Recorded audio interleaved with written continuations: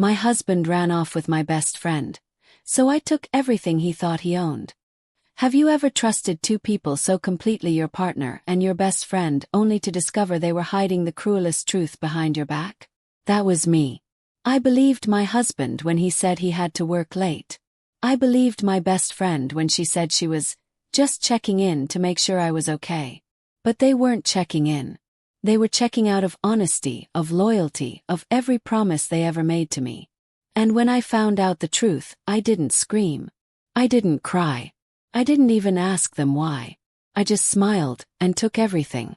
I know what you're thinking. Was I hurt? Course. But heartbreak is quiet at first.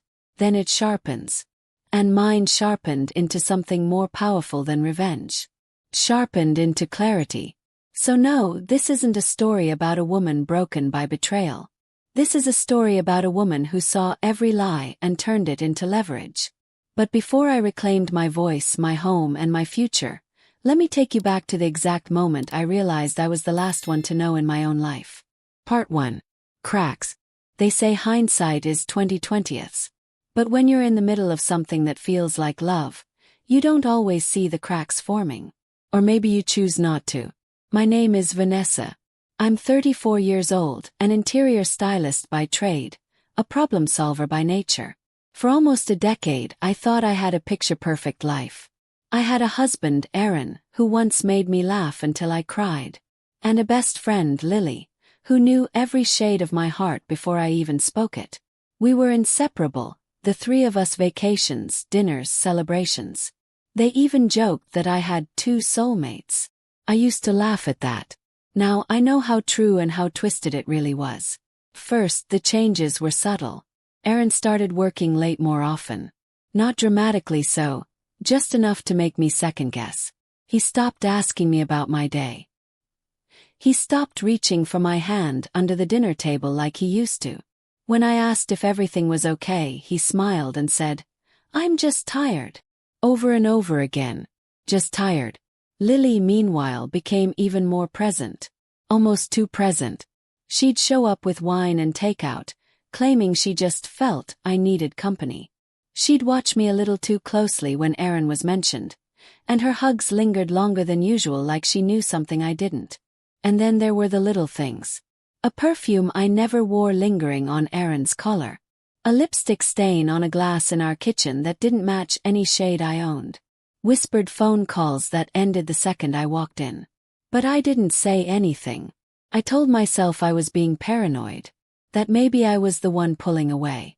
That love goes through phases. Then one night everything changed. Aaron had fallen asleep on the couch with his tablet beside him. It lit up with a message just as I walked by. I glanced without thinking. It was from Lily. The words on the screen were simple. Visual. But they cracked something wide open inside me. He doesn't suspect a thing. I stood there, staring at that glowing betrayal. The air around me suddenly too heavy. My fingers froze. My chest tightened. And for a moment I couldn't breathe. But I didn't scream. I didn't wake him up. I didn't throw the tablet or call Lily. Instead I smiled. Not outwardly, but inside. Because something in me finally woke up. That soft voice, the one I had ignored for so long, whispered, "Don't react yet. Listen. Plan." And so I did. Have you ever looked back and realized all the signs were there, but your heart refused to see them? Have you ever ignored your instincts because the truth felt too painful to face? Tell me in the comments. Promise this is a safe space. You're not alone. I didn't sleep much that night. My mind was racing with every laugh they shared, every moment I brushed off, every time I blamed myself for the growing silence in our home. But now I saw it clearly. I wasn't crazy. I wasn't insecure. I was being played.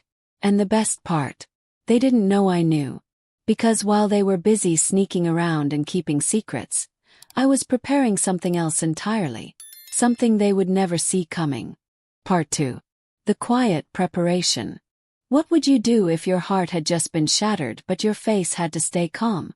I didn't confront them that night. I didn't scream or cry or throw things across the room.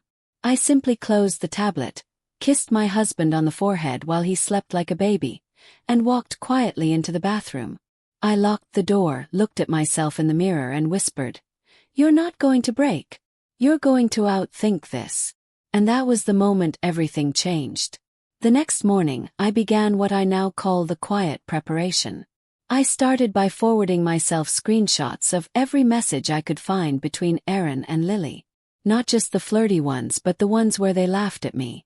The ones where they planned trips together while lying to my face. Each message felt like a dagger, but I didn't flinch. I saved them all.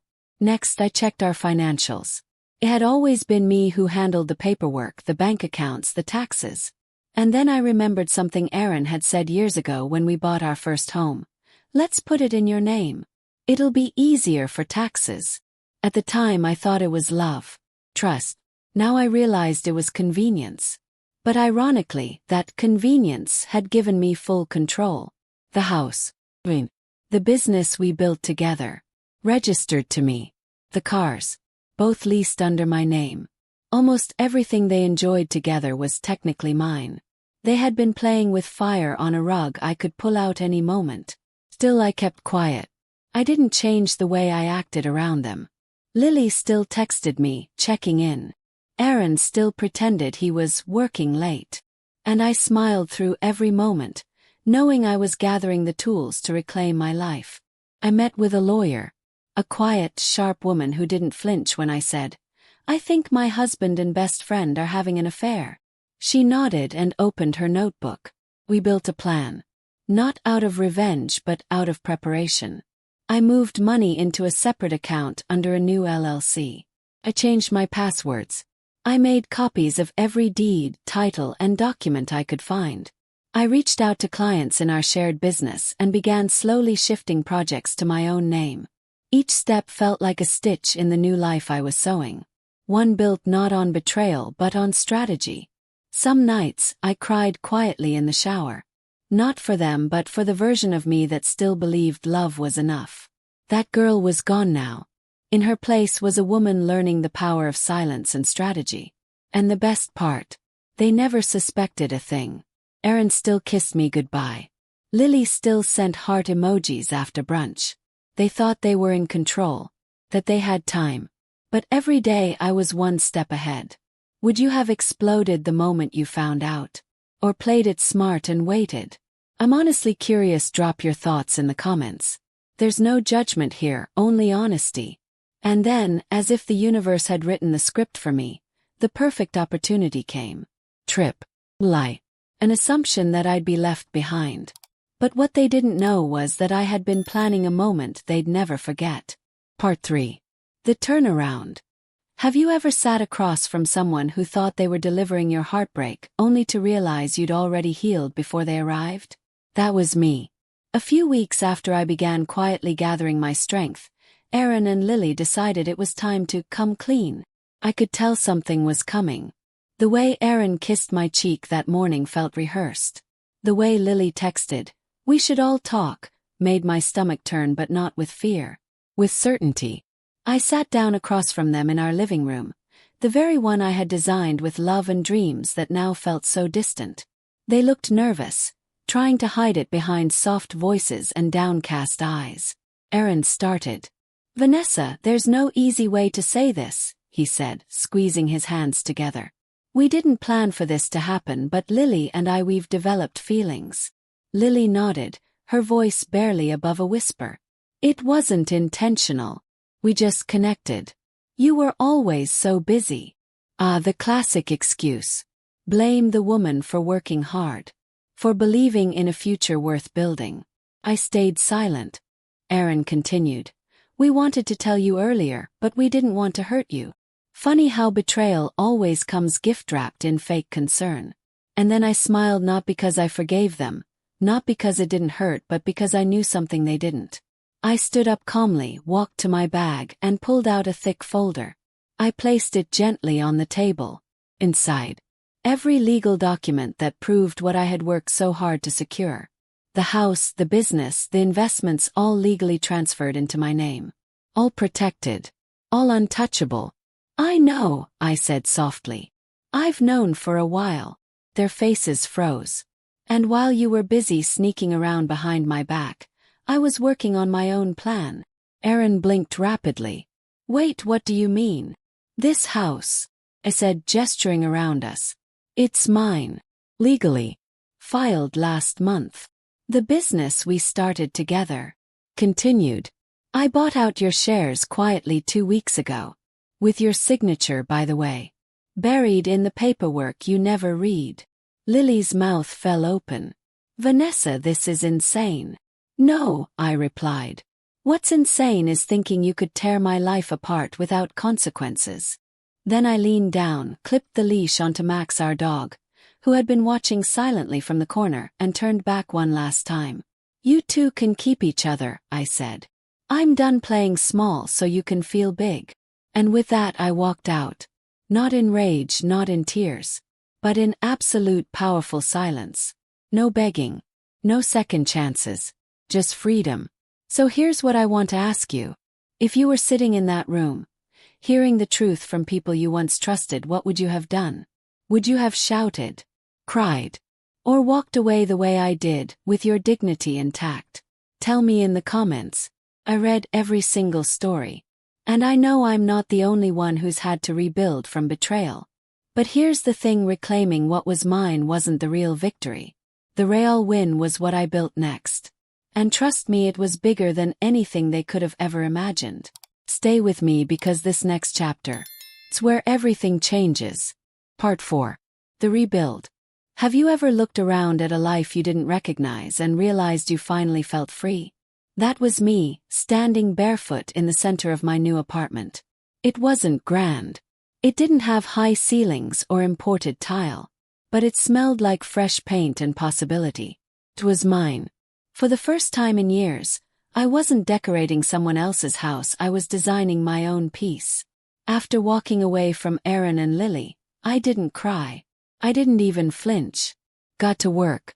You see, I wasn't just a woman scorned. I was a woman reborn. I took everything I had built for them and used it to rebuild myself. My experience, my taste, my skills, they had all helped Aaron's business flourish. But they were mine all along. So I filed the paperwork, bought the domain, and launched something new. Vanessa Hart Interiors. Simple.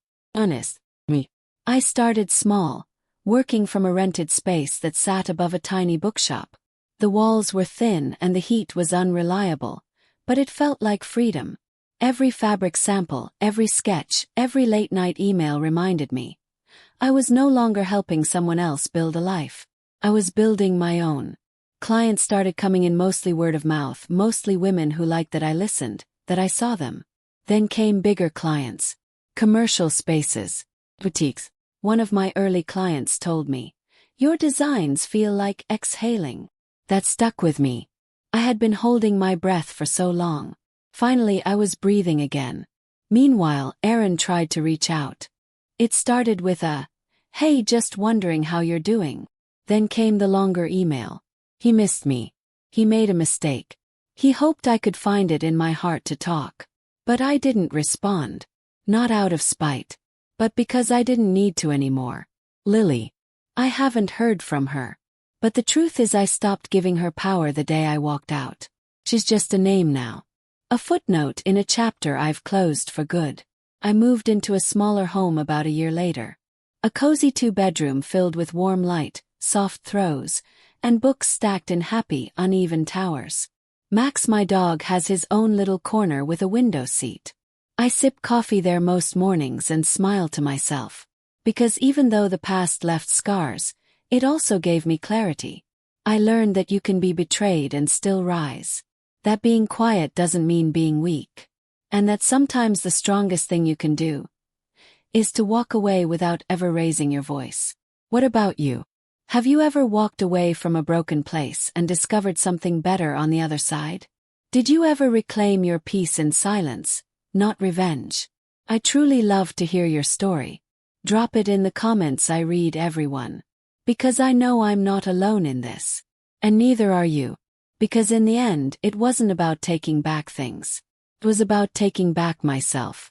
My identity. My vision. My voice. Sometimes the most powerful thing you can do is build something so strong, so beautiful, so unshakable that no one can ever take it from you again. I didn't leave to hurt anyone. I left because I finally chose myself. And if that means they call me cold, calculated, or cruel, that's fine. Because I've never felt warmer, more collected, or more free. Have you ever turned betrayal into power? Share your story in the comments, I'd love to hear it. And if this story touched something in your heart, please like and subscribe to My Family Tragedy. We share real stories every day, and maybe next time it will be yours.